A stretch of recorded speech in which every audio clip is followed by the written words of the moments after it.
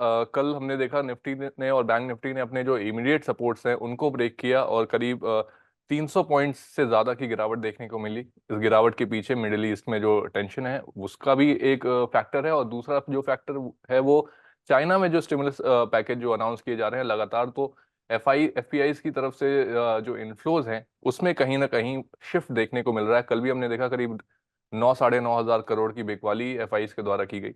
ऐसे में सर आज आप किस तरह की ओपनिंग देख रहे हैं इंडेक्स में, और जो हमारे इंडेक्स ट्रेडर्स हैं उनको क्या करना चाहिए आज? जी तो देखिए, पहले मैं आपको थर्सडे की तरफ लेकर के चलूंगा। डिस्कशन क्या हुआ था? करीब एफआई ने तभी 1200 करोड़ बेचा था और लगातार जो भी एफआई बेच रहा है डीआईएस जॉब कर रहा है।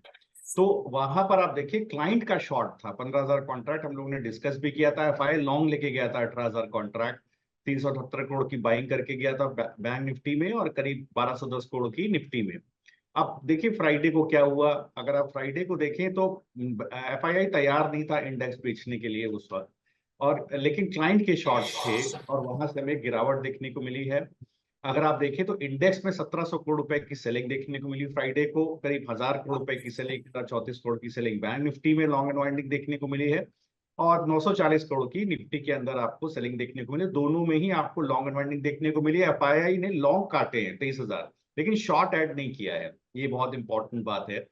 हैविंग सेड दैट, गिरावट देखने को मिली है 92 के आसपास की कैश की सेलिंग है।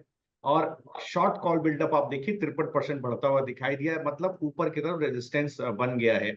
बड़ा शॉर्ट स्टॉक फ्यूचर्स में बड़ा शॉर्ट किया, 8800 करोड़ रुपए का शॉर्ट किया स्टॉक फ्यूचर्स में। मतलब कैश में भी सेलिंग की है, स्टॉक फ्यूचर्स में भी सेलिंग की है, इंडेक्स को शॉर्ट नहीं किया है एफआईआई ने।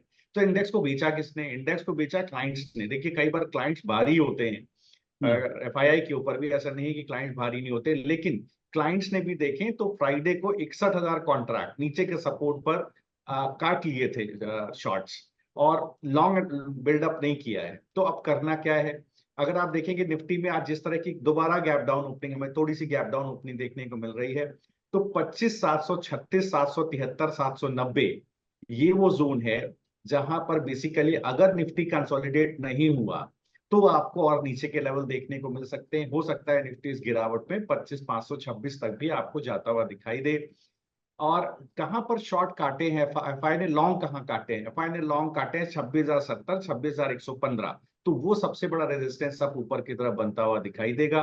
तो करना क्या है यार? अगर मान लीजिए 25,736, 773 के जोन में आपको निफ्टी कंसोलिडेट होता हुआ दिखाई दे, देखिए गैप अप जिस तरह की गैप डाउन ओपनिंग देखने को मिली वही जोन देखिएगा। 25,736, 773 पे एक घंटा भी सस्टेन करे तो आप लॉन्ग करिए। अगर 847, 886, 25, 847, 886 के ऊपर सस्टेन कर जाए, बिल्कुल बुलिश हो जाइएगा, मतलब शॉर्ट्स कवर हो रहे हैं और आपको एक अच्छा मूव ऊपर की तरफ देकर के जाएंगे। और अगर आप बैंक निफ्टी में देखें तो बिल्कुल जो जोन है 52,793, 52,954, 53,037, ये जो जोन है, ये जोन एक कंसोलिडेशन का जोन है। इसी जोन में देखिए ओपनिंग देखने को मिली है। अगर बैंक निफ्टी 53,357 के ऊपर सस्टेन कर जाए, बिल्कुल आप लॉन्ग लेकर के जाइएगा। लॉन्ग आप बिल्कुल अभी भी करना चाहे तो 53,793 के स्टॉप लॉस से आप बिल्कुल लॉन्ग कर सकते हैं।